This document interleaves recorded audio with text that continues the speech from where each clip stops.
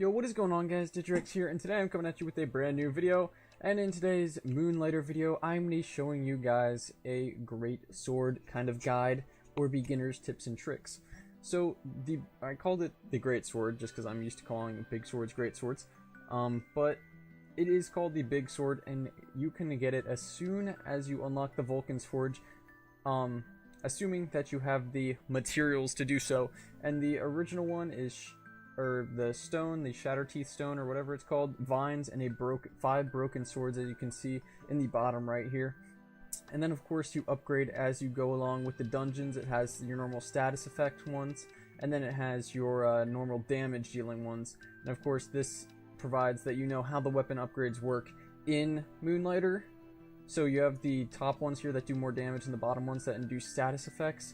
So now I actually have two of them. I have one that induces status effects and another one that does a lot of damage. So all of them decrease your mobility by -10. So right away, I would recommend that you probably run it just with a pair of boots that increase your mobility just a little bit, because it'll cancel out just a little bit. You don't need all that armor, but if you want to go super bulky, then you can be really slow and really bulky. Although I think a good mix between pretty bulky and fast. But if you want to go full Juggernaut, that's pretty dope. You can definitely go full Juggernaut if you do some of the heavier armor, but I would go with some of the lighter armor that boosts mobility just so you can cancel out your immobility from the greatsword. So I just wanted to say that right off the bat, that if you are going to run a greatsword, that you will definitely be a little bit slower, and you will notice it quite a little bit. Now, I've been using greatsword for a few dungeons now, so I am pretty used to it by now, but once you switch to it, you will notice quite a little bit of a change right off the bat. But we are here just because I want to show you guys the combos, and I do have my boots on that increase mobility a little bit, so I'm not super slow, but I'm still a little slower than I would normally. So a greatsword works just like any other weapon. You have a 3-hit combo, and here's the 3-hit combo. One swing this way, one swing that way, and then on third swing you can see that the sword actually glows up or has a little bit of a like twinkle to it. And that shows that it's the third hit of your combo, and the third hit of your combo does extra damage. So now you actually do have a pretty good reach with this combo. As you see the little slice marks going out, that is as far as I can reach with it. Pretty decent. And then, like I said, you can see the little shimmer across the blade on the third hit. And now the second thing you have, that is your A attack, that is your primary attack. And then your secondary attack is you hold X, you have to charge it up, and as soon as you see him glow white, you can release it, and you'll do a little whirlwind attack around you. Like as you see, he glows white, and then you can do the whirlwind attack.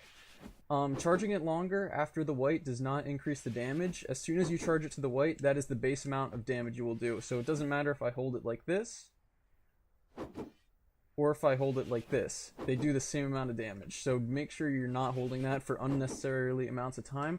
And then as you see here, when I release it, those are actually invincibility frames when I release it, so I cannot take damage when I swing it like this, which is absolutely awesome. So while I'm swinging around like this, I cannot take damage, and these invincibility frames, you will learn to take advantage of these to your max ability. I've definitely taken advantage of them, so I would back away from enemies, wait till they come to you, and then just whoop whoop. And we are actually going to go into a basic dungeon. We're just going to go into the Golem dungeon to demonstrate this to you guys. So with the X, you want them to come towards you, and then you just set it off, and like I said, you do get invincibility frames. And then the 3-hit combo, you have some crazy range on it, so you can hit them through some stuff.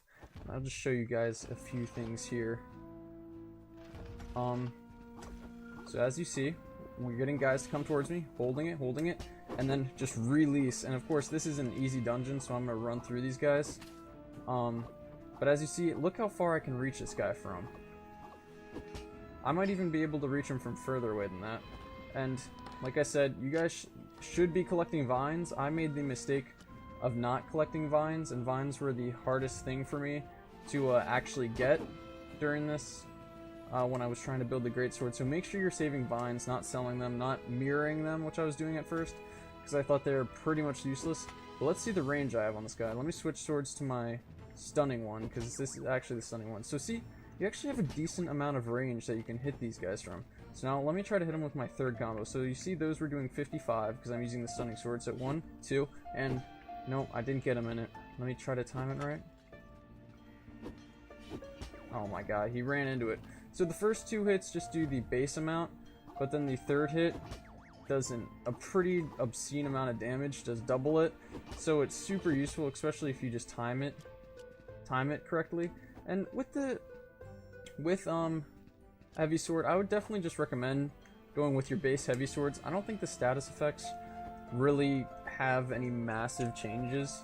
I don't think they really help the weapon in any way. I think if you just go with straight damage on this weapon like I'm doing here, just because it's so slow, like the status effects, if I stun somebody it doesn't really matter because my next hit is going to take so long to come out anyway. So I would just try to go for that like one hit kill, kind of like how I'm doing here. Just one fell swoop and death. So as you see, I'm waiting until these guys come to me, and then now they're in range, because remember, you have to remember that you have quite the reach with this. So you can just wait till they come to you like so. And I honestly, this has not been good for boss fights for me. Just because of the fact that each swing takes so long that I find that the boss gets a few good hits on you. So I would definitely recommend not using this for bosses, but I definitely love it for ads. And if you guys watched my Golem King video, then you'll see that I was using a spear to take down the boss, and I was using just a, oh there I hit him with the 3-hit combo. As you said, it did 380 instead of the normal 190, which is pretty insane.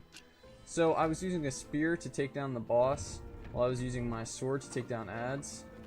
So now it's super useful for guys like this who have any stunning mechanics. See, they're stunned, I can charge this up next to him, and then boom. And if I didn't one-shot him, the next hit would have attacked him. And ouch.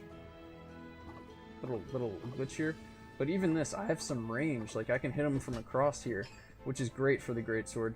So now we're actually just gonna loot this chest. We're just gonna pendant out real quick, just because I just wanted to show you guys a simple combat demonstration on the easiest dungeon. Just to show you guys what it's all about. Like you saw the 3-hit combo. This is your basic combo, and you saw how I baited people to come towards me until I got as most people in my range as I can, and then boom.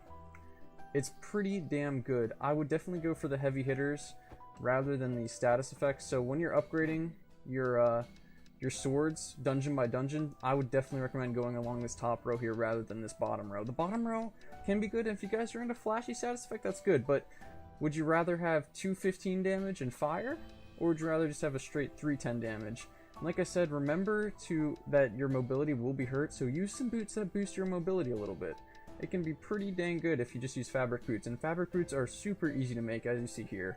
Like just $4,000, basic materials. All of them take pretty basic materials, even the further ones. So make sure that your mobility isn't too damaged by it. But if you guys don't mind being extremely slow, then go full armor. But yeah, that is the basics of the big sword. And I hope you guys enjoyed this video, and I hope it helped you. See, we got the three swing combo. We got this. You know, go for the heavy hitting swords. Make enemies come to you. Make sure you're hitting them with that 3-hit combo. Sometimes you might just have to hit once, dodge, hit once again. But yeah, those are the basics, guys. And I hope this quick little guide to the big sword has helped you. And if you guys weren't interested in the big sword, I hope that this sparked your interest a little bit, because it is definitely a great weapon, and I hope more people start to use it, because I see a lot of people using spears and stuff like that, which I do normally run a greatsword and a spear. I think this is a good weapon combination, just because this is fast and it can induce status effects, while this is just a massive heavy hitter for those more healthy mobs and stuff like that.